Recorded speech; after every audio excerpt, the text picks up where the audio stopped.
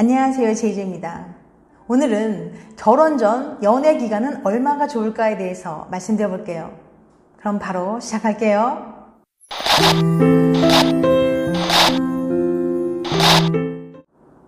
흔히 결혼을 하려면 최소 2년은 만나봐야 한다고 말을 합니다. 사람은 한두 번의 만남으로 전부 파악할 수 없기 때문에 시간을 두고 배우자로서 상대방의 다양한 면모를 살펴보라는 의미로 생긴 말이겠죠. 실제로 통계자를 살펴보면 많은 사람들이 결혼 전 연애의 적당 기간을 1년에서 2년 정도로 생각한다고 밝히고 있어요. 그런데 왜 하필 2년일까요? 그때쯤 연인 사이에 무슨 특별한 심리적 변화라도 생기는 걸까요? 네, 그렇습니다.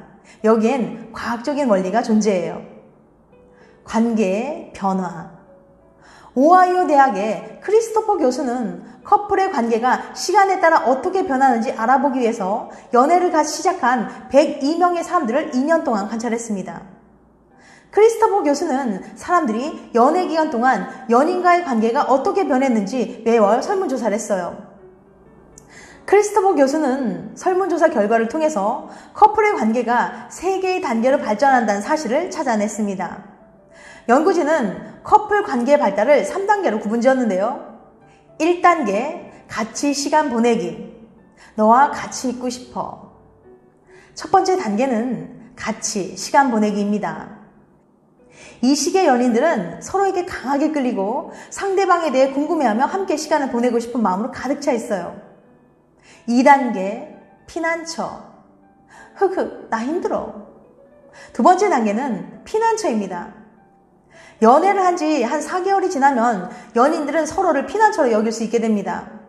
2단계의 연인들은 함께 있을 때 정서적으로 안정되는 것을 느껴요. 스트레스를 받을 때 연인과의 대화에서 진정을 얻고 우울하거나 슬픈 일이 있을 때 연인에게 위로를 얻죠. 3단계, 정서적 안전기지. 너는 늘 내 편이지? 세 번째 단계는 정서적 안전기지입니다. 오랜 연애 기간을 통해 2단계에 도달한 커플은 무슨 일이 있어도 흔들리지 않은 정서적인 기지로서 서로를 의지하게 됩니다.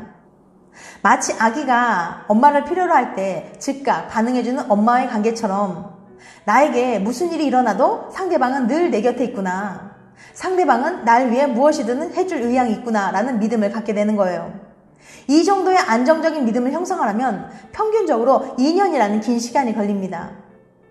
1단계와 2단계의 애착 관계가 빠른 시일 내에 불꽃처럼 찾아온다면 이 3단계의 애착 단계는 관계의 숙성에 따라 천천히 도달한다는 차이점이 있죠.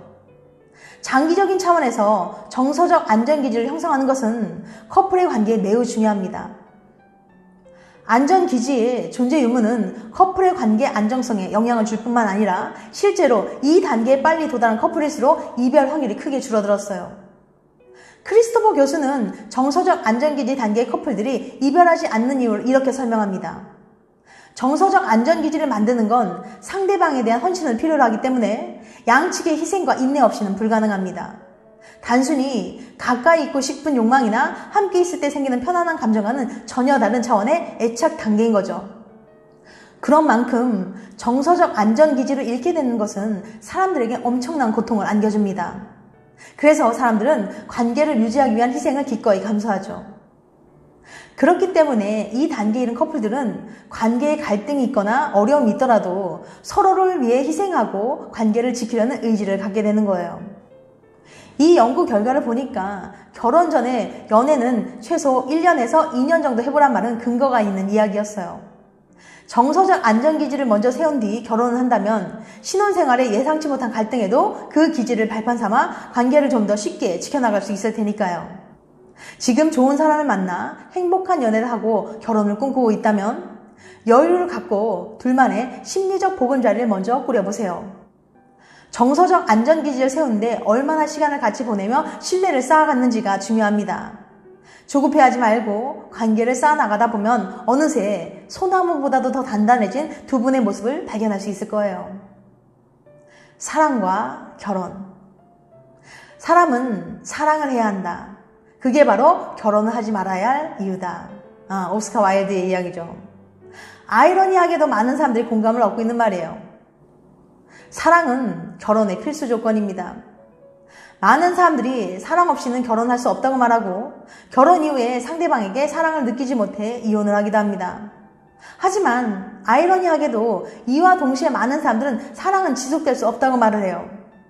사랑이라는 건 감정이기 때문에 순간적이며 변할 수밖에 없다고 말이죠. 사랑의 감정은 짧게 있다가 사라지기 마련이기 때문에 결국 남는 건 친구 같은 감정과 상대에 대한 정이라는 거예요. 정말 결혼하고 오래 함께 지내고 나면 로맨틱한 사랑은 사라지고 마는 걸까요? 오래된 사랑. 스토니브룩 대학의 심리학과 비앙카 아세베도 교수는 세월이 흘러도 로맨틱한 사랑이 지속될 수 있는지 궁금했습니다. 그래서 아세베도 교수는 뉴욕 지역에서 결혼한 지 1년에서 18년 된 부부 312명을 모집한 후 현재 그들이 상대방에게 느끼고 있는 사랑의 정도에 대해 설문조사를 실시했어요. 그리고는 그러한 감정이 결혼 기간에 따라 어떻게 달라지는지 분석했죠. 분석 결과는 일반적인 생각과는 많이 달랐습니다. 사랑의 크기에 결혼 기간이 미치는 영향은 불과 5%밖에 되지 않았거든요. 그런데 왜 많은 사람들은 오래된 부부에게는 사랑이 없다고 말하는 걸까요? 사랑과 집착. 이 데이터를 분석하던 아세베도 교수는 사랑에는 크게 두 가지 영역이 있고 이 둘은 각기 독립적으로 움직인다는 걸 밝혀냈어요. 하나는 에로스, 하나는 마니아였어요. 에로스는 상대방을 얼마나 정신적으로 육체적으로 원하는지, 두 사람이 얼마나 같이 있고 싶어 하는지, 상대방에게 얼마나 큰 매력을 느끼는지 등으로 표현할 수 있습니다. 마니아는 상대방 생각 때문에 다른 일이 손에 잡히지 않는 상태, 상대방이 지속적으로 떠올라서 마음이 안정되지 않는 상황, 조금이라도 떨어지기 싫은 상황 등으로 표현할 수 있어요. 그런데 마니아적인 측면은 오래된 부부 사이에서 많이 줄어든 반면에 에로스적인 면은 계속 높은 수준으로 유지하는 부부들이 있었어요. 에로스와 관련된 문항에 모두 만점을 준 사람은 42명에 달했지만 마니아에 만점을 준 사람은 2명밖에 되지 않았어요. 게다가 오래된 부부의 경우 마니아적인 면이 높을수록 오히려 결혼 만족도가 떨어지는 현상을 보였습니다. 사랑은 있다. 아세베도 교수는 이러한 분석을 통해서 시간이 지나도 로맨틱한 사랑은 여전히 존재할 수 있음을 증명했습니다. 사람들은 세월이 흐르면 사랑이 사라진다고 생각하는 건 초기 연애만의 특징인 집착적인 측면, 즉 마니아적인 측면이 줄어들었기 때문이에요. 하지만 오랜 시간이 지나도 서로 같이 있고 싶어하고 서로에게 매력을 느끼는 부부들도 많이 있었어요. 세월이 흐른다고 무조건 사랑이 사라지고 좋은 친구라도 되면 다행으로 여겨야 한다는 건 사실이 아니랍니다.